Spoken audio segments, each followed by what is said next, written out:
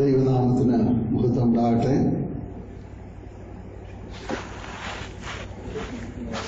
ഇന്ന് രാത്രി ദൈവസന്നിധിയിൽ കടന്നു വന്നിരിക്കുന്ന ഞാൻ ഏറ്റവും സ്നേഹിക്കുകയും ബഹുമാനിക്കുകയും ചെയ്യുന്ന കർത്താവിന്റെ വിലപ്പെട്ട ദാസന്മാർ, വിവിധ നിലകളിൽ കർത്താവിന്റെ വേല ചെയ്യുന്നവർ കടന്നു വന്നിട്ടുണ്ട്.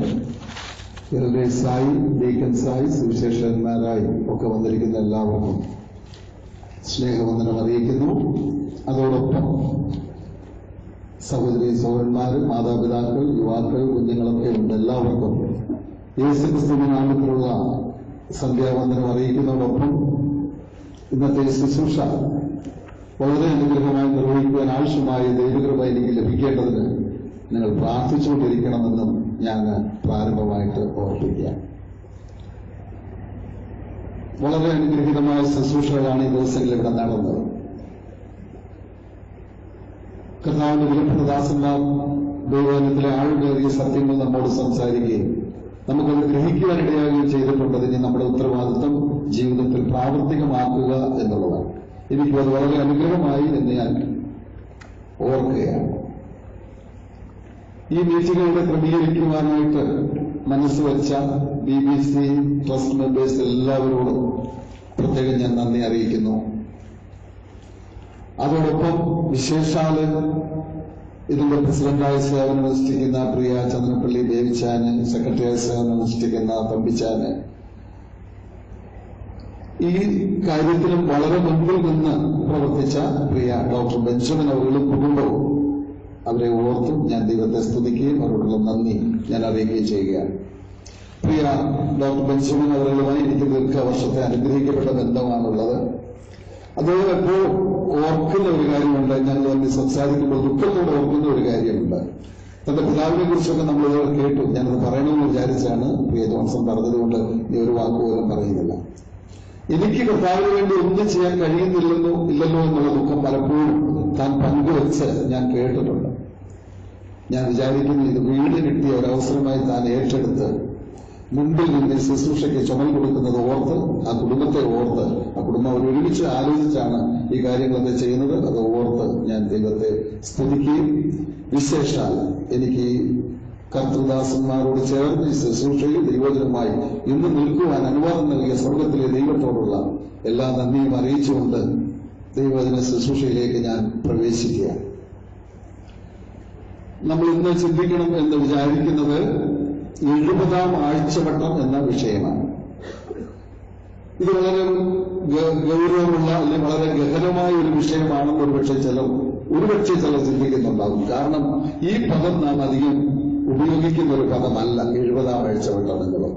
എന്നാൽ ഞാൻ ഓർപ്പിക്കട്ടെ, ഇത് അത്ര ഗൗരവമുണ്ട്, പക്ഷെ വളരെ പ്രയാസമുള്ള ഗഹനമായ ഒരു വിഷയമായിട്ടൊന്നും ഇരിക്കുന്നില്ല. നമുക്കെല്ലാം അറിയാം, നമ്മുടെ കർത്താവ് എത്രയും പേരും വരും, നമ്മെ തന്റെ അടുക്കൽ ചേർക്കും. അത് നമുക്കെല്ലാം അറിയാവുന്ന കാര്യമാണ്. അത് കഴിഞ്ഞാൽ ഇവിടെ 7 വർഷം ഏത് ക്രിസ്തു ഭരണം നടത്തും, അത് നമുക്കെല്ലാം അറിയാം. ആ കാലത്തിൽ ആ 7 വർഷത്തിനൊരു പേരുണ്ട്, അത് മഹാപീഡന കാലമെന്ന്. അതിന്റെ മറ്റൊരു പേരാണ് ഈ 70-ാം ആഴ്ചവട്ടം. ഇപ്പോൾ പലരുടെയും മനസ്സ് മന്ത്രിക്കുന്നു എന്ന് ഞാൻ വിചാരിക്കുകയാണ്. ഇത്രയേ ഉള്ളൂ, ഇതായിരുന്നു എന്ന് ചിലരെങ്കിലും ചിന്തിക്കുന്നുണ്ടാകും. അത്രയേ ഉള്ളൂ. 70-ാം ആഴ്ചവട്ടം എന്ന് പറയുന്നത് നാം സാധാരണ മനസ്സിലാക്കുന്ന ഇനി വരാൻ പോകുന്ന 7 വർഷ മഹാപീഡന കാലമാണ്. എന്താണ് ഈ 70-ാം ആഴ്ചവട്ടത്തിൽ സംഭവിക്കുന്നത് എന്ന് ആദ്യം തന്നെ ഒരു വാക്കിൽ പറയാം എന്ന് ഞാൻ വിചാരിക്കുകയാണ്. കാരണം എന്റെ മനസ്സിൽ ഈ വിഷയം പഠിക്കാനും ധ്യാനിക്കാനും തുടങ്ങിയപ്പോൾ ഒരു വലിയ വിഷയമായി ഒരുപാട് കാര്യങ്ങളൊക്കെ ഹൃദയത്തിലേക്ക് വന്നു. അതെല്ലാം പങ്കുവയ്ക്കാൻ ഇന്ന് സമയം കിട്ടുമെന്ന് ഞാൻ വിചാരിക്കുന്നില്ല. അതുകൊണ്ട് പറയാൻ പറ്റുന്നിടത്തോളം പറഞ്ഞ് പിന്നെ കുറെ ഇടയ്ക്ക് വിട്ട ഒടുവിലേക്ക് പോവുകയായിരിക്കും ചെയ്യുന്നത്. ആദ്യം തന്നെ എന്താണ് ഈ 70-ാം ആഴ്ചവട്ടമെന്നും അവിടെ സംഭവിക്കുന്നത് എന്താണെന്ന് ചുരുക്കം വാക്കുകളിൽ പറഞ്ഞാൽ എന്റെ സംക്ഷിപ്തം എല്ലാവരുടെ ഹൃദയത്തിൽ ഇരിക്കുമല്ലോ. ദൈവത്തിന്റെ ജനമാണ് ഇസ്രായേൽ മക്കൾ എന്നുള്ളത് എല്ലാവർക്കും അറിയാം. അവരുടെ സ്വഭാവം എന്താണെന്ന് ചോദിച്ചാൽ തിരുവചനത്തിൽ ആവർത്തിച്ച് പറയുന്ന ഒരു പ്രയോഗമുണ്ട്. ഇസ്രായേൽ മക്കൾ പിന്നെയും യഹോവയ്ക്ക് അനിഷ്ടമായത് ചെയ്തു. അതിന്റെ അർത്ഥം ഇതാണ്. പിന്നെയും എന്നുള്ള വാക്കിന് പിന്നിൽ ഒരുപാട് അർത്ഥമുണ്ട്. അതിതാണ്, ദൈവം അവരെ സഹായിക്കുമ്പോൾ അവർ ദൈവത്തെ മറന്നു. അവർ ദൈവത്തെ മറക്കുമ്പോൾ ദൈവം അവരെ ശിക്ഷിക്കും. ദൈവം അവരെ ശിക്ഷിക്കുമ്പോൾ അവർ നിലവിളിക്കും. അവർ നിലവിളിക്കുമ്പോൾ ദൈവം അവരെ സഹായിക്കും. ദൈവം അവരെ സഹായിക്കുമ്പോൾ അവർ ദൈവത്തെ മറക്കും. അവർ ദൈവത്തെ മറക്കുമ്പോൾ ദൈവം അവരെ ശിക്ഷിക്കും. ശിക്ഷിക്കുമ്പോൾ നിലവിളിക്കും. ഇത് തന്നെയാണ് ഇവരുടെ സ്വഭാവം. ഇത് കേൾക്കുമ്പോൾ അവരെല്ലാം ഇതൊരു ജനം എന്ന് തോന്നാൻ, അവരോടൊരു വല്ലാത്ത അമർഷം തോന്നാൻ സാധ്യതയുണ്ട്. തിരിഞ്ഞു നോക്കിയാൽ നമ്മളെല്ലാം ഇതുപോലെ. ഇത് രണ്ടും ഒരു വ്യത്യാസവും നമുക്കില്ല എന്ന് മനസ്സിലാക്കാനായിട്ട്. എങ്കിലും ദൈവത്തിന്റെ ജനമായതുകൊണ്ട് ദൈവത്തിന് ഇവരോട് പ്രത്യേക കരുതൽ, ഒരു പ്രത്യേക സ്നേഹവും പ്രത്യേക പരിഗണനയുമുണ്ട് എന്ന് നമുക്ക് അറിയാം.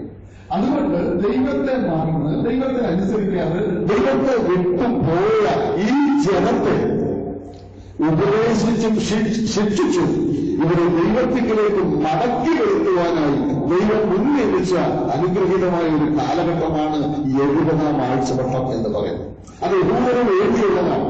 അവരെ ഉപദേശിച്ച് അവരെ ശിക്ഷിച്ച് ദൈവത്തിലേക്ക് അവരെ മുഴുവനായി, ഇസ്രായേലിനെ മുഴുവനായി കൊണ്ടുവരിക എന്നുള്ളതാണ് ദൈവത്തിന്റെ ഉദ്ദേശം. അതിനുള്ള പ്രോസസ്സാണ് ഈ 7 വർഷക്കാലം നടക്കുന്നത് എന്ന് നമുക്ക് കാണാൻ കഴിയും. ഇപ്പോൾ ഞാൻ വിചാരിക്കുകയാണ് എന്താണ് 70-ാം ആഴ്ചവട്ടമെന്നും അത് നടക്കുന്നത് എന്താണെന്നും ഏകദേശം നമുക്ക് മനസ്സിലായി. അതുകൊണ്ട് ഇനി തുടർന്നുള്ള കാര്യങ്ങൾ ഇടയ്ക്കിടയ്ക്കിലും ഞാൻ പറയാതെ വിട്ടുപോയാലും കുഴപ്പമില്ല. നമുക്ക് 2 വാക്യം വായിക്കാം. പ്രാരംഭമായിട്ട് ഞാൻ ഓർപ്പിച്ചല്ലോ, ഇസ്രായേലിനെ മുഴുവനായി മടക്കിക്കൊണ്ട് വരിക എന്നതാണ് ദൈവത്തിന്റെ ഉദ്ദേശമെന്ന് പറയുമ്പോൾ തന്നെ അതിൽ ചില വ്യത്യാസമുണ്ട്. 2 വാക്യങ്ങളിലൂടെ നമുക്ക് വെളിപ്പെടുത്താം. റോമാലേഖനം 11-ാം അധ്യായം 26-ാം വാക്യവും യെശയ്യാ പ്രവചനം 59-ന്റെ 20 നമുക്ക് വായിക്കാം. ഇങ്ങനെ ഇസ്രായേൽ മുഴുവനും രക്ഷിക്കപ്പെടും. വിടുവിക്കുന്നവൻ സിയോനിൽ നിന്ന് വരും. അവൻ യാക്കോബിൽ നിന്ന് അഭക്തിയെ മാറ്റും. ഞാൻ അവരുടെ പാപങ്ങളെ നീക്കുമ്പോൾ ഇത് ഞാൻ അവരോട് ചെയ്യുന്ന നിയമം എന്ന് എഴുതിയിരിക്കുന്നുവല്ലോ. ദൈവനാമത്തിൽ മഹത്വം ഉണ്ടാകട്ടെ. എന്റെ ഒരു വാക്ക് പറഞ്ഞിട്ട് ഞാൻ അടുത്ത വാക്യത്തിലേക്കാണ് പറഞ്ഞിരിക്കുന്നത്. ഞാൻ ഇസ്രായേലിനെ മുഴുവനായി രക്ഷിക്കും, അവരിൽ നിന്ന് അഭക്തിയെ മാറ്റി അവരെ രക്ഷിക്കുമെന്നാണ് പറഞ്ഞിരിക്കുന്നത്. എന്നാൽ അതേ ആശയം യെശയ്യാ പ്രവാചകൻ പറഞ്ഞിരിക്കുന്നത് നമുക്കൊന്നോ. യെശയ്യാ 59-ന്റെ 20. നിന്റെ സൂര്യൻ ഇനി അസ്തമിക്കുകയില്ല, നിന്റെ ചന്ദ്രൻ മറഞ്ഞു പോകുകയുമില്ല. യഹോവ നിന്റെ നിത്യപ്രകാശമായിരിക്കും, നിന്റെ നിത്യകാലം തീർന്നു പോകും. ഒരു നിമിഷം ഞാൻ ആ വാക്യം യെശയ്യാ 59-ന്റെ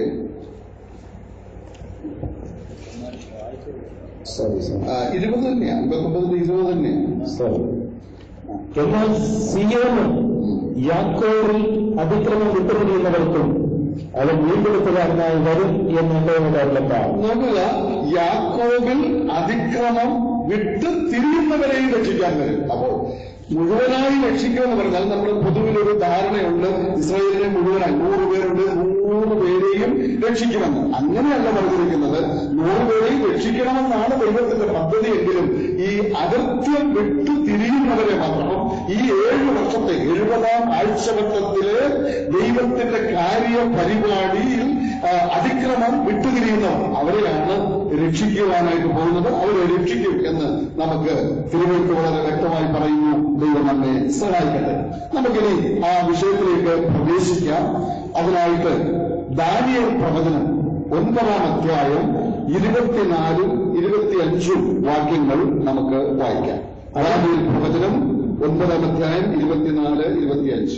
അതിക്രമത്തെ തടസ്സം ചെയ്ത് പാപങ്ങളുടെ മുതലുള്ളവാനും അകൃത്യത്തിന് പ്രായശ്ചിത്തം ചെയ്ത് നിത്യനീതി വരുത്തുവാനും ദർശനവും പ്രവചനവും മുതലിടുവാനും അതിപരിശുദ്ധമായതിന് അഭിഷേകം ചെയ്യുവാനും തക്കവണ്ണം നിന്റെ ജനത്തിനും വിശുദ്ധ നഗരത്തിനും 70 ആഴ്ചവട്ടം നിയമിച്ചിരിക്കുന്നു. അതുകൊണ്ട് നീ അറിഞ്ഞ് ഗ്രഹിച്ചുകൊള്ളത് എന്തെന്നാൽ യെരൂശലേമിനെ യഥാസ്ഥാനത്തിലേക്ക് പണിയാൻ കൽപ്പന പുറപ്പെടുന്നത് മുതൽ അഭിഷക്തനായ ഒരു പ്രഭു വരെ 7 ആഴ്ചവട്ടം. 25 മുഴുവൻ വായിച്ചാൽ 26 വായിക്കണം. ഇല്ല, 25 മുഴുവൻ. 25 മുഴുവൻ വായിച്ചു. ഇല്ല, വായിച്ചിട്ടില്ല. അതുകൊണ്ട് നീ അറിഞ്ഞ് ഗ്രഹിച്ചുകൊണ്ടേണ്ടത് എന്തെന്നാൽ യെരൂശലേമിനെ യഥാസ്ഥാനത്തിലേക്ക് പണിയാൻ കൽപ്പന പുറപ്പെടുന്നത് മുതൽ അഭിഷക്തനായ ഒരു പ്രഭു വരെ 7 ആഴ്ചവട്ടം. 62 ആഴ്ചവട്ടം കൊണ്ട് അതിന്റെ വീതിയും കിടങ്ങളുമായി കഷ്ടകാലങ്ങളിൽ തന്നെ വീണ്ടും പണിയും. ഇപ്പോഴാണ് 25 പൂർണ്ണമായത്. ദൈവനാമത്തിന് മഹത്വം ഉണ്ടാകട്ടെ. 70-ാം ആഴ്ചവട്ടം എന്താണ് എന്ന് മനസ്സിലാക്കുവാൻ ദാനിയേൽ പ്രവചനം 9-ാം അധ്യായം 20 മുതൽ 27 വരെ വായിക്കേണ്ടതാണ്. പക്ഷേ നമുക്ക് സമയം ലാഭിക്കാൻ വേണ്ടിയും അത്യാവശ്യമുള്ള 2 വാക്യം മാത്രമാണ് വായിച്ചത്. ഈ 70-ാം ആഴ്ചവട്ടത്തിൽ നടക്കുന്ന സംഭവങ്ങൾ എന്തൊക്കെയാണ് എന്നറിയണമെങ്കിൽ വെളിപ്പാട് പുസ്തകം 6-ാം അധ്യായം മുതൽ 19-ാം അധ്യായം 21 വരെ വായിച്ചാൽ മതി.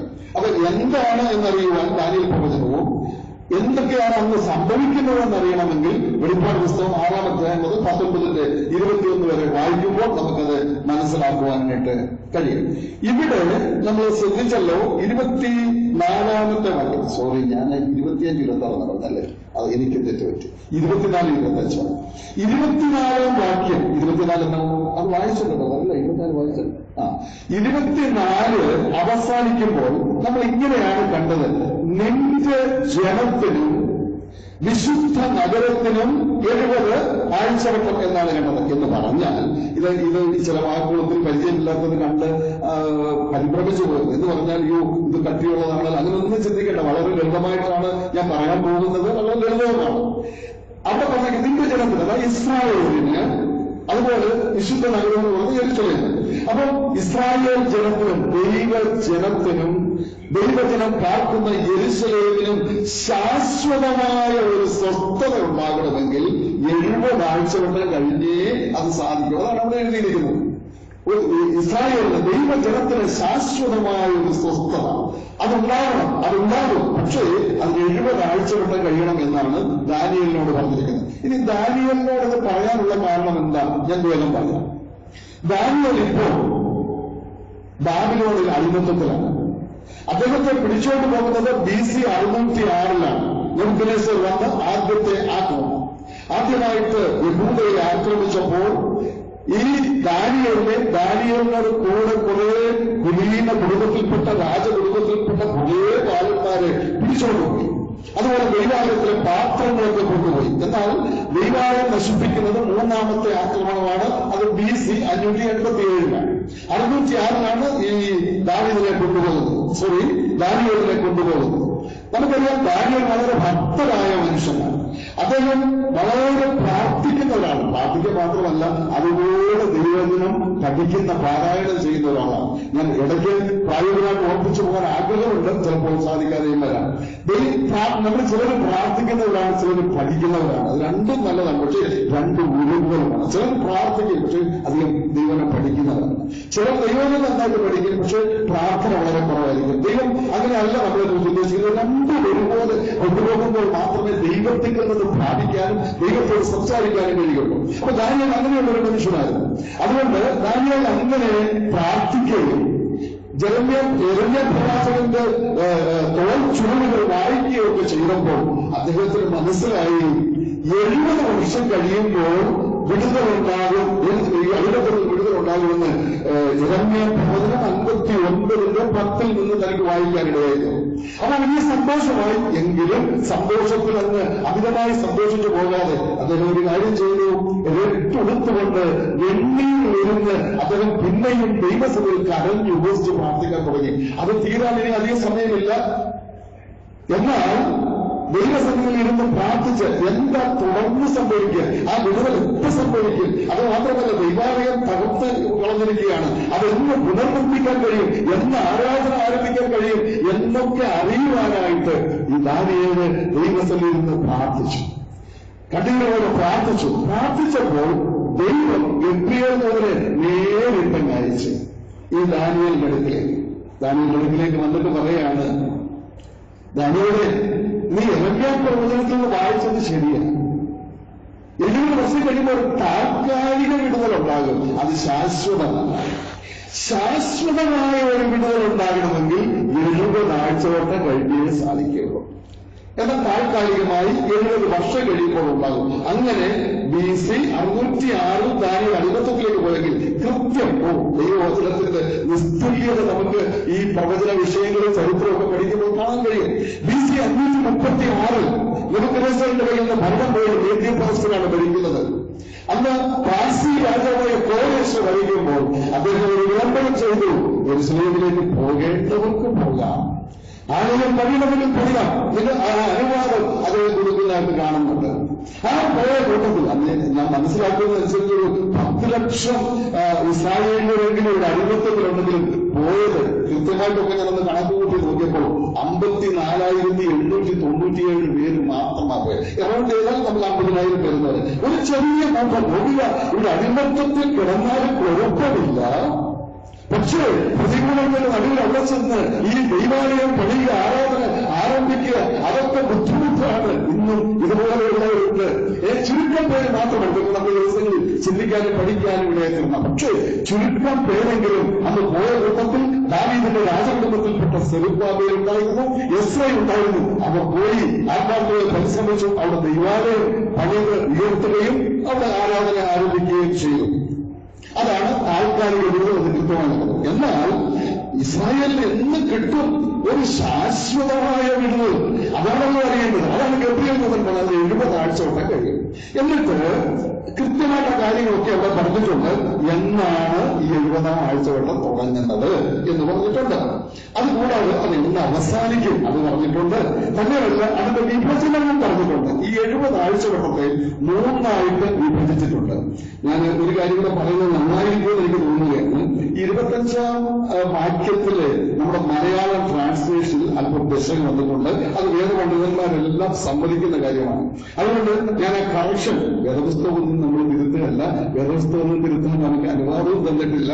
പക്ഷെ ട്രാൻസ്ലേഷനിൽ വന്ന ഒരു കറക്ഷൻ ഉണ്ട്. അത് മാത്രം ഞാൻ പറയാം.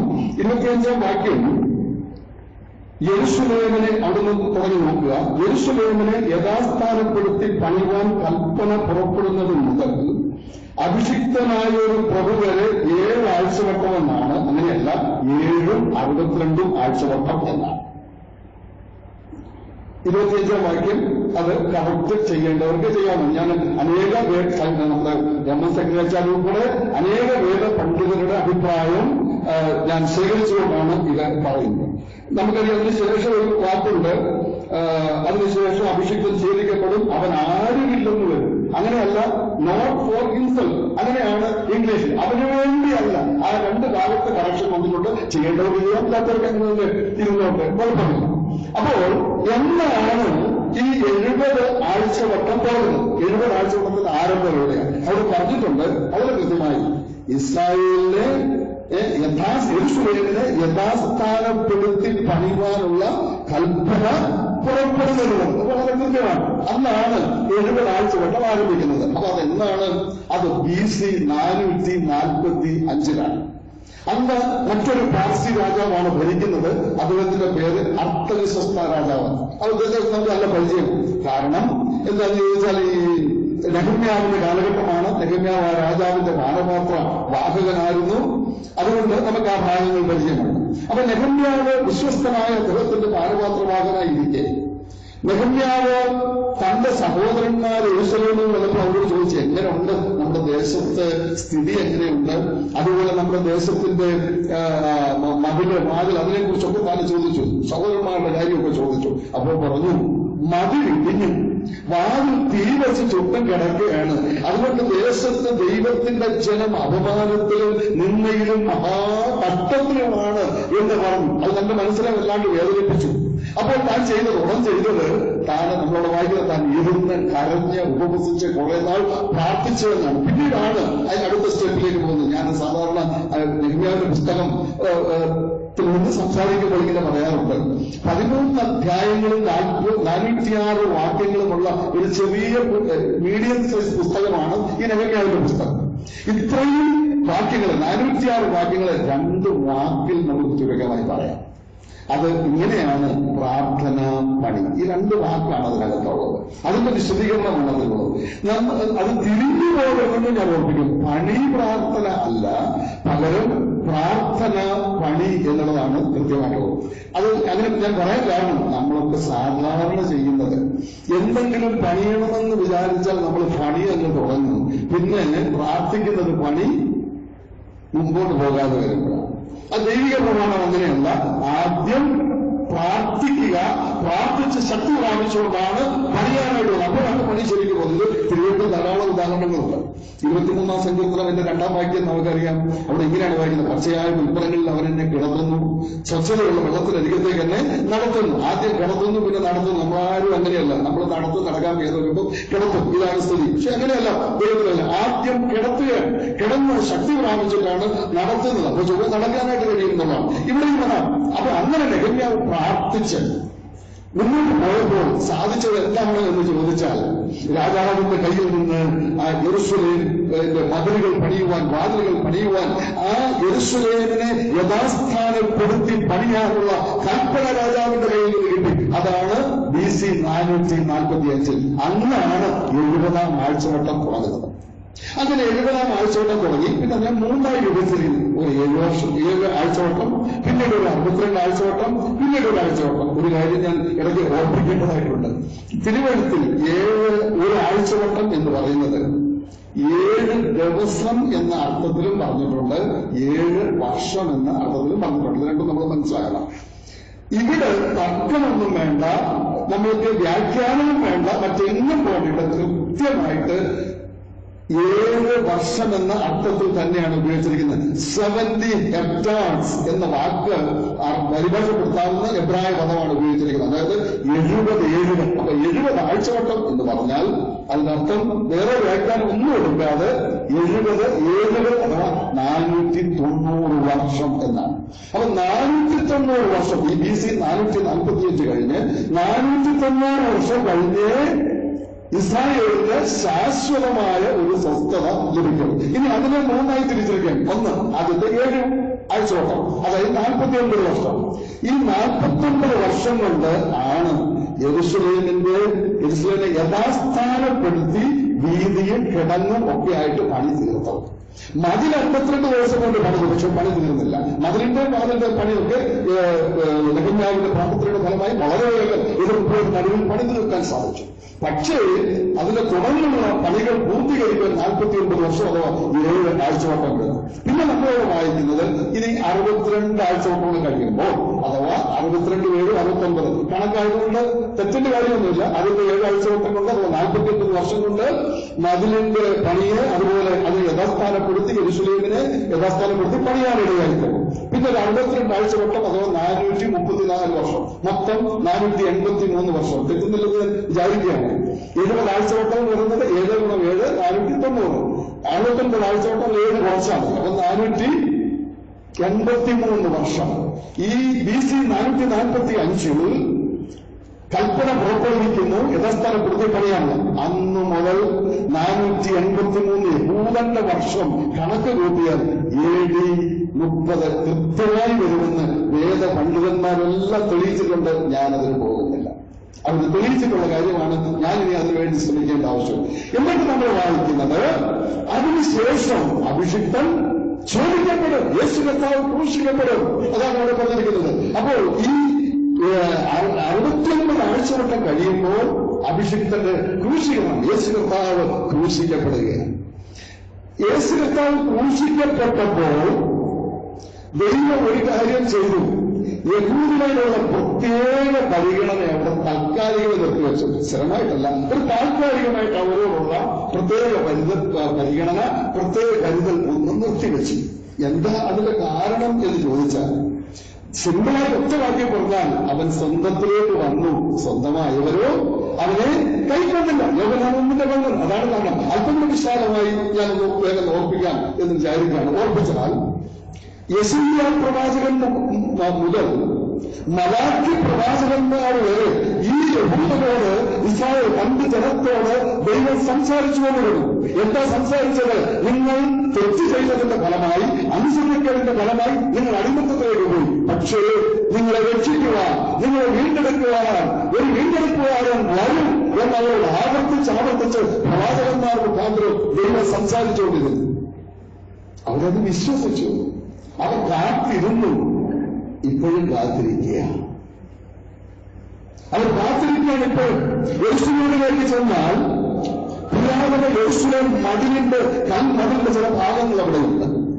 സന്ധ്യായാഗത്തിന്റെ സമയത്ത് അഥവാ ഉച്ചകഴിഞ്ഞ് അവരുടെ 3 മണിക്കോ 5 മണിക്കോ നമ്മൾ അവിടേക്ക് ചെല്ലാമെങ്കിൽ ധാരാളം യഹൂദന്മാർ അവിടെ ഒഴുകിയെത്തുന്നത് കാണാം. അവരുടെ കയ്യിൽ തുണ്ട് പേപ്പർ, വെള്ള പേപ്പർ കാണാം. ആ പേപ്പർ എഴുതിയിരിക്കുകയാണ് മെസ്സിഹയെ വരയണമേ. അതിനുശേഷം അത് ചുരുട്ടി ഈ കണ്ണീന്റെ കല്ലുകൾക്കിടയിലേക്ക് തിരികെ വെച്ചുകൊണ്ട് അവർ മതിലിനോട് ചേർന്ന് നിന്ന് തല കല്ലിൽ ഇടിച്ചുകൊണ്ട് അവർ പ്രാർത്ഥിക്കും, മെസ്സിഹയെ വരയണമേ. ഇപ്പോഴും പ്രാർത്ഥിച്ചുകൊണ്ടിരിക്കുകയാണ്. അവർക്ക് വേണ്ടി വന്ന മെസ്സിഹയെ അവർക്ക് മനസ്സിലാക്കാൻ കഴിഞ്ഞില്ല. നമുക്കറിയാം, മലാഖിക്ക് ശേഷം 400 വർഷം ദൈവം ഈ ജഗത്തോട് സംസാരിക്കുന്നില്ല.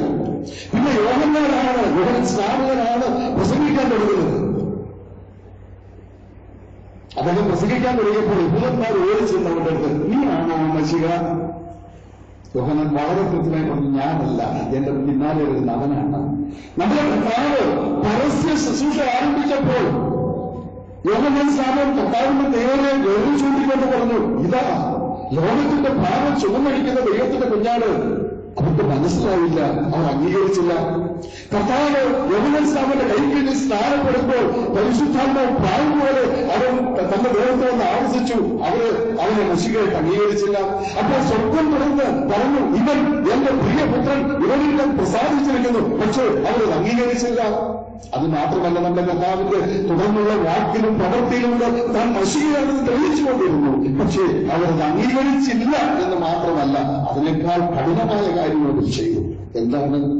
കൈസറല്ലാതെ ഞങ്ങൾക്കോ, അത് പറയാത്തത് എനിക്ക് ഭയമാണ്. എനിക്ക് വളരെ സങ്കടം വരുമെന്ന് പറയുമ്പോൾ, കൈസറല്ലാതെ ജാതീയ രാജാവ്, കൈസറല്ലാതെ ഞങ്ങൾക്ക് വേറെ രാജാവില്ല. യേശുവിനെ ഞങ്ങൾക്ക് വേണ്ട, അവനെ ക്രൂശിച്ചുകൊള്ളുക. ക്രിമിനൽ കുറ്റവാളിയായ ബറബ്ബാസിനെ ഞങ്ങൾക്ക് വിട്ടുക.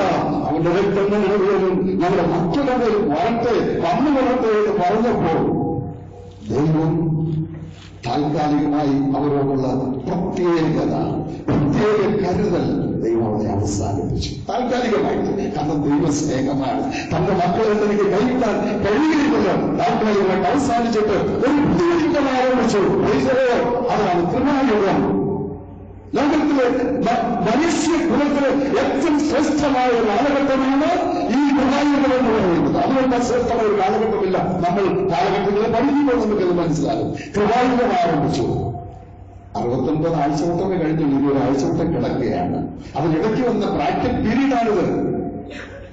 ഇനി 70ാം ആഴ്ചവട്ടം വരണമെങ്കിൽ, ഇപ്പൊ എന്ത് സിമ്പിളായി ഞാൻ വിചാരിക്കുക, 70ാം ആഴ്ചവട്ടം വരണമെങ്കിൽ എന്ത് ചെയ്താൽ മതി? ഈ കൃപായുഗം ഒന്ന് അവസാനിച്ചാൽ മതി. എപ്പോൾ കൃപായുഗം അവസാനിക്കും? അത് നമുക്കറിയാം. കർത്താവ് വരും, നമ്മെ തന്റെ അടുക്കൽ ചേർക്കും. അപ്പോൾ കൃപായുഗം അവസാനിക്കുമെന്നറിയാം. പക്ഷേ എപ്പോ കർത്താവ് വരും? യേശു കർത്താവിനോട് തന്നെ തന്റെ ശിഷ്യന്മാർ വന്ന് പല പ്രാവശ്യം ചോദിച്ചിട്ടുണ്ട്. ഒരു പ്രാവശ്യം ചോദിച്ചു, എപ്പോഴത് സംഭവിക്കും, എപ്പോഴാണ് അതിന്റെ വരവ്? കർത്താവ് പറഞ്ഞത്, പിതാവല്ലാതെ ദൂതന്മാരും പുത്രനും കൂടെ, ഇതെല്ലാം ഓർമ്മ, പുത്രനും കൂടെ അറിയുന്നില്ലെന്നാണ്. ശ്രദ്ധിക്കണേ, പുത്രനും കൂടെ അറിയുന്നില്ല എന്ന് പറഞ്ഞത് പുത്രൻ അറിയുന്നെന്നല്ല. മനസ്സിലായോ? പുത്രനും കൂടെ അറിയുന്നില്ല. പുത്രൻ അറിയുന്നില്ല, പിന്നെ പുത്രൻ ദൈവമാകുമോ? കഥാദാസന്മാരൊക്കെ നമ്മളെ പഠിപ്പിച്ചില്ലേ? സർവജ്ഞാനിയായിരിക്കണം. അടിസ്ഥാനപരമായ ഒരു കാര്യമാണ് ദൈവത്വത്തിന്റെ അടിസ്ഥാനപരമായ ഒരു കാര്യം സർവജ്ഞാനിയായിരിക്കണം. പുത്രൻ അറിയാൻ വേണ്ടി അതിനെ പുത്രനായിരുന്നത്. പക്ഷെ പുത്രൻ പറഞ്ഞു, പുത്രൻ പോലും അറിയുന്നില്ല എന്ന് പറഞ്ഞതിന്റെ അർത്ഥം പുത്രൻ അറിയണം തന്നെയാണ്. ഞാൻ തെളിയിച്ചു തരാം, വാക്യം വെച്ചത് തെളിയിക്കാൻ പറ്റും. അതിന്റെ മുകളിൽ പറഞ്ഞു പിതാവ് അറിയുന്നെന്ന്. പിതാവ് അറിയുന്നു, പുത്രൻ പോലും അറിയുന്നില്ല. യെശയ്യാ പറയുന്നു 9:6 വായിച്ച നമുക്കറിയാം, നമുക്കൊരു ശിശു ധരിച്ചിരിക്കുന്നു, ഒരു മകൻ നൽകപ്പെട്ടിരിക്കുന്നു, ആധിപത്യം അവിടെ തോന്നിരിക്കുന്നു, അത്ഭുതമന്ത്രി വീരനാം ദൈവം. ആരാണ് ഈ പറയുന്നത്? നിത്യപിതാവ് പറയുന്ന പിതാവ്. നമുക്ക് എനിക്കറിയാമോ? അറിയുന്നുള്ളായിരുന്നു. യെസ്, അവിടെ ആ മനുഷ്യത്വത്തിൽ പറഞ്ഞ വാക്കാണത്. പുത്രൻ അറിയുന്നത്. പക്ഷെ പുത്രൻ അറിയാം. അപ്പൊ കർത്താവിന് അറിയാം. അപ്പൊ എന്ന് വരും? അപ്പം വരുന്ന കാര്യം പുത്രൻ അറിയാം, പിതാവ് അറിയാം. ദൈവത്തിന്റെ പ്ലാനിലുണ്ട്, നമ്മളെ അറിയിച്ചു. എന്ന് വരും? വെളിപ്പാട് പുസ്തകം ഏറ്റവും 22-ാം അധ്യായം നമ്മൾ പഠിക്കുമ്പോൾ 22-ാം അധ്യായത്തിലെ 7, 12, 20 ഈ 3 വാക്യങ്ങളിൽ ഒരു പ്രയോഗം കർത്താവ് തന്നെ പറയുന്നൊരു കാര്യമുണ്ട്. എന്താണെന്നറിയാമോ? ഇതാ ഞാൻ വേഗം വരുന്നു, അതേ ഞാൻ വേഗം വരും. 2 പ്രയോഗമുണ്ട്. വരുമെന്നല്ല പറഞ്ഞിരിക്കുന്നത്. പിന്നെ എങ്ങനെ പറഞ്ഞിരിക്കുന്നത്? ഈ വരുമെന്ന് പറയുന്നതും വരുന്നു എന്ന് പറയുന്നതും തമ്മിലൊക്കെ വ്യത്യാസമുണ്ട്. ക്ലാസ്സാണ്, സമയമുണ്ടെങ്കിൽ ഉണ്ടാക്കി ഒത്തിരി വിശദമായി പറയാൻ പറ്റുള്ളൂ. ഞാൻ സ്കൂളിലൊക്കെ പറഞ്ഞു പോവുകയാണ്. വരുന്നു, ഇതാണ് ഞാൻ വേഗം വരുന്നത്. വരുന്നു. വെളിപ്പാട് പുസ്തകം എഴുതിയത് AD 95 ഇതാ ഞാൻ വേഗം വരുന്നെന്ന് പറഞ്ഞിട്ട് 1920 വർഷമായി. ഇതുവരെയും വന്നിട്ടില്ല. സത്യവാനെന്നും വിശ്വസ്തനെന്നും ഒക്കെയാണ് കർത്താവിന്റെ പേര്. സംശയം തോന്നാറില്ലേ? തോന്നുന്നില്ലേ? 1920 വർഷമായി യേശു കർത്താവ് എന്ന് പറയും. ഉടനെ നമ്മൾ പറയുന്നൊരു വാക്യമാണ് സാധാരണ ഞാൻ ഫേസ് ചെയ്യുന്ന. ഉടനെ പറയും 2 പത്രോസ് 3:8 ഇങ്ങനെ നമ്മൾ വായിക്കുന്നുണ്ട്, കർത്താവിന് 1000 സംവത്സരം ഒരു ദിവസം പോലെ. അത് വളരെ ശരിയാണ്. 1000 സംവത്സരം ഒരു ദിവസം പറഞ്ഞാൽ 2000 സംവത്സരം ഇപ്പോൾ ആയിട്ടുള്ളപ്പോൾ 2 ദിവസമായിട്ടുള്ളൂ. എന്നാലും അത്രയും ആയില്ല. പക്ഷേ ആ വാക്യം പൂർണ്ണമായിട്ട് വായിക്കണം. വായിക്കുമ്പോൾ തൊട്ടടുത്ത് നമ്മൾ കാണുന്നത് എന്തെന്നറിയാമോ? ഒരു ദിവസം 1000 സംവത്സരം പോലെ നമ്മോടൊപ്പം തന്നെ പറഞ്ഞിരിക്കുക. അപ്പോൾ ഒരു ദിവസം 1000 സംവത്സരമാണെങ്കിൽ ഒരാഴ്ച 7000 വർഷമാണ്. ഒരു വർഷം 30,000, ഒരു മാസം 30,000 വർഷമാണ്. ഒരു വർഷം 3,65,000 വർഷം. പോയില്ലേ? എവിടെ കണക്ക് കൂട്ടാൻ പറ്റും? മനഃപൂർവ്വം ദൈവം ചെയ്ത എന്ന് പറഞ്ഞാൽ ആരും പേര് കണക്ക് കൂട്ടരുത്. പിന്നെ ആദ്യ ഭക്തന്മാർ വിചാരിച്ചത് പ്രതീക്ഷിക്കുന്നത് പോലെ ഇന്ന് കർത്താവ് പോരാ. ഈ കാലത്ത് ജീവിക്കുന്ന നമ്മൾ ഈ മെസ്സേജ് അവസാനിക്കുന്നതുകൊണ്ട് കർത്താവ് വരുമെന്ന് വിശ്വസിക്കണം. ആ വിശ്വസിച്ചാൽ മാത്രം പോരാ, ആ വിശ്വാസത്തിന്റെ ഒരു ജീവിതം നമുക്ക് കാഴ്ചവെക്കാൻ കഴിയണം. ഈ ഒരുങ്ങുക എന്നൊക്കെ പറഞ്ഞാൽ സമയം പോരാ. എനിക്ക് രസകരമായും വിശാലമായും പറയാൻ ഒരുപാട് ഇഷ്ടം. ഒരുങ്ങിയിരിക്കാൻ മതി. ഒരുങ്ങുക എന്നൊക്കെ വിനയാട്ട നാഴികൾ മനുഷ്യപുത്രം വരുന്നതുകൊണ്ട് നിങ്ങൾ ഒരുങ്ങുക എന്നൊക്കെ പറഞ്ഞാൽ ഇങ്ങനെ മേലോട്ട് നോക്കിയിരിക്കുകയല്ല, ചെയ്യേണ്ട കാര്യം ചെയ്തു തീർക്കാതെ അതിന്റെ അർത്ഥം. നമുക്ക് വലിയ കർത്തവ്യമുണ്ട്. കർത്താവ് വേഗം വരുന്നു എന്ന് പറയുമ്പോൾ ഞാൻ പറയട്ടെ, ആ വാക്യം വെച്ച് തെളിയിക്കാൻ പറ്റുകയില്ല. പക്ഷേ വേദപുസ്തകം പഠിക്കുന്നവരെ നിരാശപ്പെടുത്തുന്ന ഒരു പുസ്തകമല്ല ബൈബിൾ. അതുകൊണ്ട് ഞാൻ പറയട്ടെ, ബൈബിളിലെ ഒരു കൃത്യമായ ഒരു വാക്യത്തിന്റെ അടിസ്ഥാനത്തിൽ പറയാം. 5 മണിക്കൂർ 46 മിനിറ്റ് മാത്രമേ ഇത് ആയിട്ടുള്ളൂ. എന്റെ വ്യാഖ്യാനമൊന്നുമല്ല, കൃത്യം ബൈബിൾ വാക്യത്തിന്റെ അടിസ്ഥാനത്തിൽ പറയും. അതിപ്പോ പറയുന്നില്ല, ഈ ഒരു വാക്യമാണെന്നും കാര്യങ്ങൾ. പക്ഷെ എനിക്ക് പറഞ്ഞു മുന്നോട്ട് പോകാൻ കഴിയില്ല. അതുകൊണ്ട് 5 മണിക്കൂർ 46 മിനിറ്റ് മാത്രമേ ആയിട്ടുള്ളൂ. AD 95 കർത്താവ് ഇത് പറഞ്ഞത്. ഈ വെളിപ്പാട് പുസ്തകം എഴുതിയതെങ്കിൽ 1920 വർഷം എന്ന് പറഞ്ഞാൽ ഇത് കൃത്യവാക്യമാണ്, വ്യാഖ്യാനമല്ല. 5 മണിക്കൂർ 46 മിനിറ്റ് മാത്രമേ ഉള്ളൂ. നീണ്ടുപോയോ? ഇല്ല. ഇതാ ഞാൻ വേഗം വരുന്നു എന്ന് പറയുമ്പോൾ ഓർക്കണം, ഇത് 6 മണിക്കൂർ വരെ എത്തുമോ ഒരിക്കലും നമുക്ക് അറിഞ്ഞുകൂടാ. വളരെ വേഗം ഇത് സംഭവിക്കും. കർത്താവിന്റെ വളരെ ആസന്നമായിരിക്കുന്നു. ദൈവം സഹായിക്കട്ടെ. അപ്പൊ കർത്താവ് വരുമ്പോൾ നമ്മളെ തന്റെ അടുക്കൽ ചേർക്കും. അത് നമുക്കറിയാം. തന്റെ അടുക്കൽ ചേർക്കും എന്ന് പറയുമ്പോൾ ഒരു തെറ്റിദ്ധാരണ നമ്മുടെയൊക്കെ നമുക്കാർക്കും ഇല്ല കേട്ടോ. ഇവിടെ ഇരിക്കുന്നവരെല്ലാം ഈ വിഷയം എന്നെക്കാൾ നന്നായിട്ട് അറിയാവുന്നവരാണ്. പക്ഷെ എന്നെയുള്ളവരുണ്ട്. അതായത് നമ്മളിവിടെ അങ്ങോട്ട് പോയാൽ നമ്മൾ മധ്യാകാശത്ത് ചെന്ന് 7 കൊല്ലം അവിടെ താമസിക്കുമെന്നും അവിടെ വെച്ച് കല്യാണമൊക്കെ കഴിഞ്ഞോട്ട് വരുമെന്നും ഒക്കെ ചിന്തിക്കുന്ന ഒരുപാട് പേരുണ്ട്. ഒരു പാട്ടുമുണ്ട്, എന്റെ ഒരു അടുത്ത സ്നേഹിതൻ ആ പാട്ട് എഴുതിയിരിക്കുന്നത്. മധ്യാകാശത്തിങ്കൽ മണിപ്പന്തലിൽ മണവാളൻ യേശുവിൻ നിങ്ങൾക്കാർക്കും അറിയത്തില്ലേ? വളരെ നല്ലതാണ്. മണവാളൻ യേശുവിൻ വേണ്ടി നടക്കും. അത് തെറ്റാണ്. നമ്മുടെ ആൾക്കാരൊന്നുമല്ല എഴുതിയേക്കുന്നത് കേട്ടോ. അവിടെ പറഞ്ഞേക്കും നമ്മുടെ ആൾക്കാർ. അപ്പൊ അതങ്ങനെ ഇരിക്കട്ടെ. നമ്മൾ ആ ഭാഗം ഒന്ന് ശ്രദ്ധിച്ചു നോക്കണം. വെളിപ്പാട് പുസ്തകം എടുക്കണ്ട. അത് എടുക്കാൻ പോയാൽ നമുക്ക് എത്തിച്ചേരാം. പക്ഷെ എനിക്ക് വെള്ളം കുടിക്കണം, അതുകൊണ്ട് വായിച്ചു. വെളിപ്പാട് പുസ്തകം 4:1. അനന്തരം സ്വർഗത്തിൽ ഒരു വാതിൽ തുറന്നിരിക്കുന്നത് ഞാൻ കണ്ടു.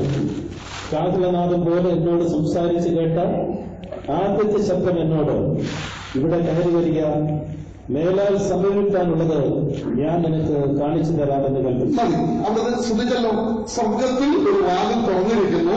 കാഹളനാദം പോലെ ഒരു ശബ്ദം പറയണം, ഇവിടെ കയറി വരിക. ഇപ്പൊ എങ്ങോട്ടാണ് നമ്മളെ വിളിച്ചത്? മധ്യാകാശത്തിലേക്കാണോ സ്വർഗത്തിലേക്കാണോ? വളരെ കൃത്യമല്ലേ, സ്വർഗത്തിലേക്കാണ് നമ്മളെ വിളിച്ചിരിക്കുന്നത്.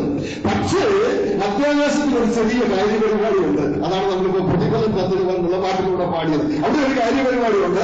ആ കാര്യപരിപാടി പ്രതിഫലം കൊടുക്കുന്നതിന് വേണ്ടിയിട്ട് നമ്മൾ മധ്യാകാശത്തിലേക്ക് വരുമ്പോൾ കർത്താവും മധ്യാകാശത്തിലേക്ക് വരും. അതിന് എത്ര സമയം എടുക്കും എനിക്ക് അറിഞ്ഞുകൂടാ. ഒരു ദിവസം മതിയോ, ഒരു വർഷം വേണോ, 6 മാസം വേണോ, അത്രയും കാര്യപരിപാടി കഴിഞ്ഞാൽ നേരെ സ്വർഗത്തിലേക്കാണ് പോകുന്നത്. തിരുവനന്തപുരത്ത് ധാരാളമായി പഠിപ്പിക്കുന്നുണ്ട്. 4-5 അധ്യായങ്ങൾ വെളിപ്പാട് പുസ്തകം നോക്കുക, സ്വർഗമാണ് കാണുന്നത്. 4-ാം അധ്യായത്തിൽ സിംഹാസനത്തിൽ പിതാവായ ദൈവം ഇരിക്കുന്നു. വിശദീകരണത്തിന് സമയമില്ലാത്തത് അത് മാത്രമല്ല, 24 മൂപ്പന്മാരുടെ ചുറ്റും ഇരിക്കുന്നു സിംഹാസനങ്ങളിൽ. ആ മൂപ്പന്മാർ കുപ്പായം ധരിച്ചിട്ടുണ്ട്, മാത്രമല്ല ഒരു കിരീടം വെച്ചിട്ടുണ്ട്. കുപ്പായം പൗരോഹിത്യത്തെ, കിരീടം രാജ്യത്തെ കാണിക്കുന്നതാണ്. രാജകീയ പുരോഹിതന്മാരാണ്. സ്വർഗീയ ദൂതന്മാരോ ജീവികളെയോ മൂപ്പന്മാരെന്ന് വിളിച്ചിട്ടില്ല, അത് മനുഷ്യരെ മാത്രമാണ്. അതുകൊണ്ട് സഭയാണ്. അപ്പൊ സഭ എവിടെയാണ്? മധ്യാകാശത്തിലല്ല, സ്വർഗത്തിലാണ്. വെളിപ്പാട് പുസ്തകം നിങ്ങൾ വായിച്ചു നോക്കുക. സമയം പോലെ വെളിപ്പാട് 19 അവിടെ സ്വർഗത്തിൽ വലിയ മഹാസന്തോഷം എന്ന് പറഞ്ഞാണ് നമ്മൾ കാണുന്നത്. സ്വർഗത്തിലാണ് കല്യാണ സമയം. 19 കല്യാണം. അതിന്റെ കർത്താവ് മുന്നിലേക്ക് വരുന്ന 19 നമ്മൾ വായിക്കുന്നുണ്ട്. അത് സ്വർഗം തുറന്നിറങ്ങി വരുന്നതായിട്ടാണ് കാണുന്നത്. അപ്പോൾ നമ്മൾ മധ്യാകാശത്തിലേക്ക് കാര്യപരിപാടി ഉണ്ടെന്നേ ഉള്ളൂ. നമ്മൾ പോകുന്നത് മധ്യാകാശത്തിലേക്കല്ല, പിന്നെ എവിടേക്കാണ്? സ്വർഗത്തിലേക്കാണ്. അവിടെയാണ് നമ്മൾ 7 വർഷം നമ്മൾ ആ സ്വർഗത്തിൽ കർത്താവിനോടുകൂടെ ആയിരിക്കും. പരിപാടി എന്താണെന്നറിയാം? അവിടെ പരിപാടി ആരാധിക്കുക എന്നുള്ളത്. കർത്താവിനെ ആരാധനയുടെ മഹത്വം മുന്നോട്ട് പോകുമ്പോൾ പറയാം എന്ന് ഞാൻ വിചാരിക്കുകയാണ്. അതിന്റെ പ്രത്യേകത പറയാമെന്ന് ഞാൻ വിചാരിക്കുന്നു. സമയം നമുക്ക് അനുവദിച്ച് കിട്ടുന്നെങ്കിൽ നമുക്ക് ആ സമയത്ത് അപ്പൊ നമ്മളങ്ങ് പോയി കഴിയുമ്പോഴാണ് ഇവിടെ എന്ത് തുടങ്ങുന്നത്? 70-ാം ആഴ്ചവട്ടം. 70-ാം ആഴ്ചവട്ടം ആരംഭിക്കാൻ ഈ 70-ാം ആഴ്ചവട്ടത്തെ കൃത്യം 2 ഭാഗമായിട്ട് വിഭജിച്ചിട്ടുണ്ട്. എല്ലാവർക്കും അതറിയാമെന്ന് എനിക്കറിയാം. 3.5 വർഷം അല്ലെങ്കിൽ 42 മാസം, അല്ലെങ്കിൽ 1260 ദിവസം, 1260 ദിവസം, അല്ലെങ്കിൽ കാലങ്ങളും കാലാംശവും, അല്ലെങ്കിൽ ഒരു കാലം അരക്കാലം, ഇങ്ങനെയൊക്കെ ബൈബിളിൽ പറഞ്ഞിരിക്കുന്നതെല്ലാം ഇതിനെ 2ആയി കൃത്യമായി വിഭജിച്ചിരിക്കുന്നു എന്നുള്ളതാണ്. അപ്പം ആ 70-ാം ആഴ്ചവട്ടം ആരംഭിക്കുകയാണ്. 70-ാം ആഴ്ചവട്ടം ആരംഭിക്കുമ്പോൾ ഒരാൾ പ്രത്യക്ഷപ്പെടുന്നു. നമുക്ക് അദ്ദേഹത്തെ ഒന്ന് പരിചയപ്പെടാം. 6-ാമത്തെ വെളിപ്പാട് 6:1.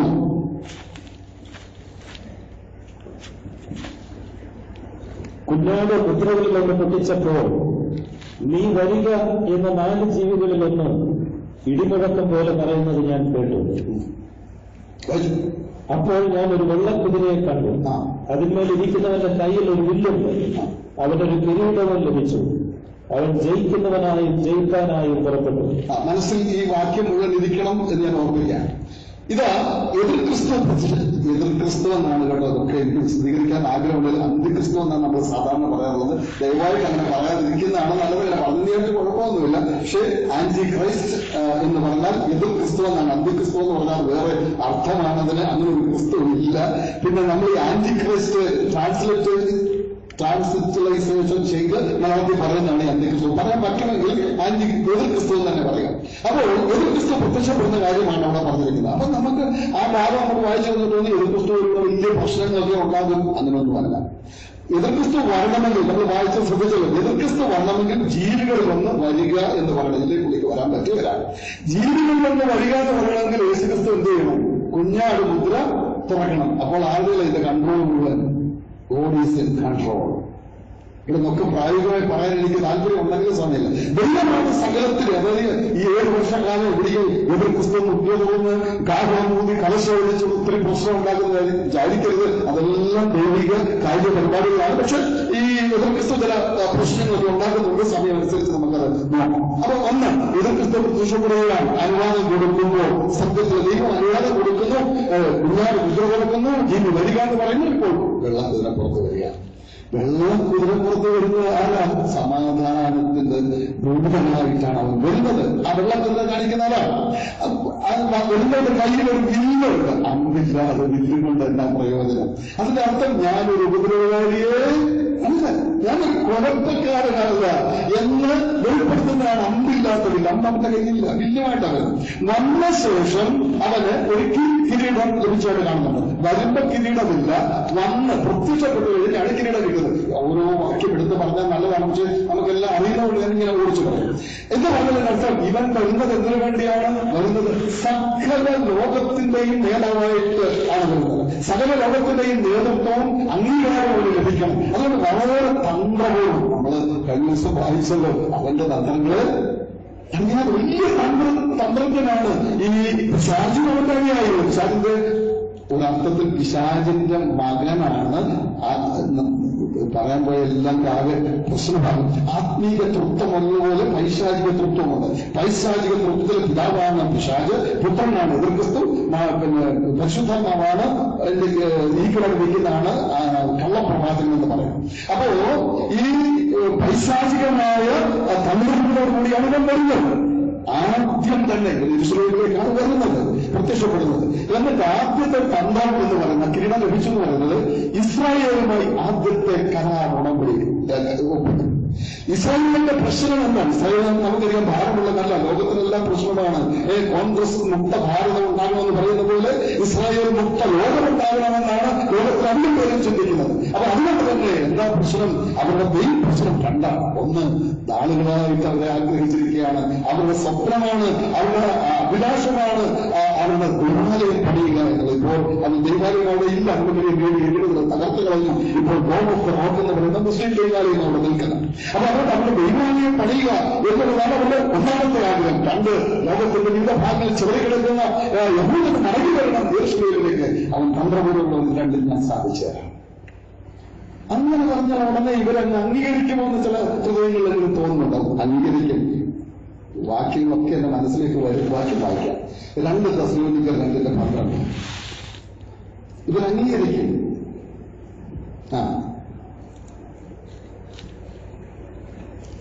ദൈവം അവർക്ക് ന്യായവിധി വരേണ്ടതിന് ദൈവം അവർക്ക് അതിന്റെ മുഴുവൻ വായിച്ചില്ല, തുടങ്ങുമ്പോൾ വായിച്ചില്ല. 11:12.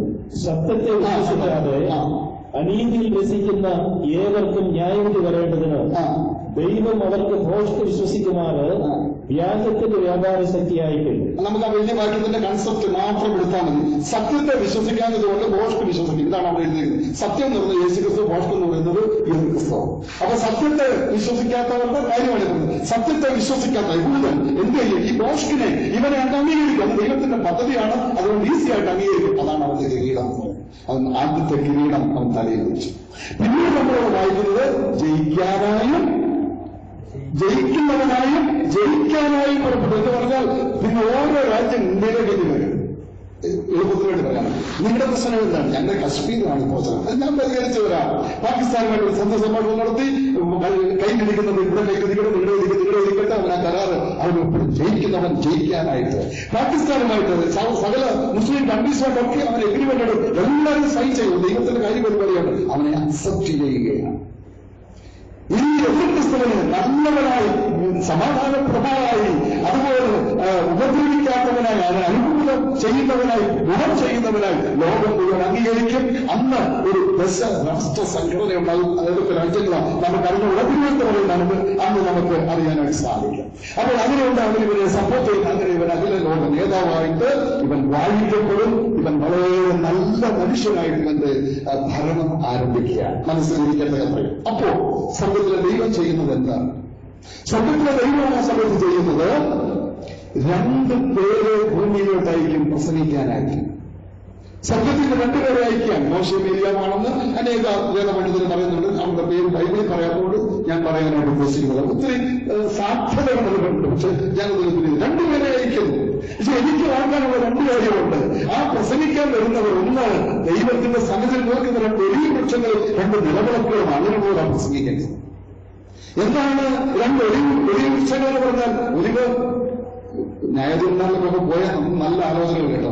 അത് ഒലിവിന്റെ പുഷ്ടിയാണ്. ആത്മീയ ആരോഗ്യമുള്ളവരാണ് ദൈവം ശുശ്രൂഷിക്കേണ്ടത്. 2 നിലവിളക്കുകളാണ് വേണം ദൈവം ശുശ്രൂഷിക്കാൻ. നിലവിളക്കെന്ന് പറഞ്ഞാൽ ഈ നിലവിളക്കിനെ വിളിക്കാൻ ഇത് നിലത്ത് വെച്ചേക്കുന്നതാണ്. എന്ന് വെച്ചാൽ നിലത്ത് നിൽക്കുന്നവരായിരിക്കണം. എനിക്ക് തോന്നുന്നു ഇന്ന് പ്രിയ ബിജുമാത്യു ആ കാര്യം സംസാരിക്കണ്ട രാവിലത്തെ ക്ലാസ്സിൽ. നിലത്ത് നിൽക്കുന്നവരായിരിക്കണം ആത്മീയ ശുശ്രൂഷകൾ ചെയ്യുന്നവർ, വചനം പ്രസംഗിക്കുന്നവർ. അർത്ഥം മനസ്സിലായി ഇതായിരിക്കണം. നിലത്ത് നിൽക്കുന്നത് നമ്മൾ ഒരു സാധാരണ പിള്ളേരോടൊക്കെ കൊച്ചിനൊക്കെ പറഞ്ഞു കേട്ടിട്ടുണ്ട്. ഇവിടെ നിലത്തും നിൽക്കണ എന്നൊക്കെ പറഞ്ഞു കേട്ടിട്ടുണ്ട്.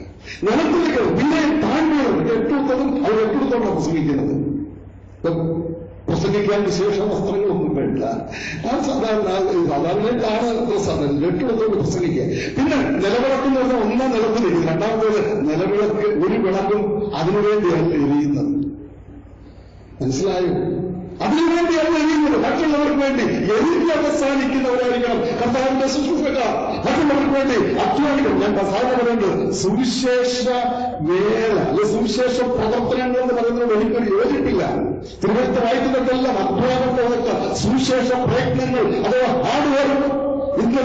ഇന്ന് ആധുനിക ഒരുപാട് സുവിശേഷകന്മാർ മുമ്പോട്ട് വരുന്നുണ്ടെങ്കിലും ഞാൻ പലപ്പോഴും ഓർപ്പിക്കണം, ഹാർഡ് വർക്ക് ചെയ്യാൻ മനസ്സുള്ളവരില്ല, വേർത്തൊലിക്കുവാൻ മനസ്സുള്ളവരില്ല, വെയിൽ കൊള്ളാൻ മനസ്സുള്ളവരില്ല, പട്ടിണി കിടക്കാൻ മനസ്സുള്ളവരില്ല, കണ്ണീരെടുക്കാൻ മനസ്സുള്ളവരില്ല.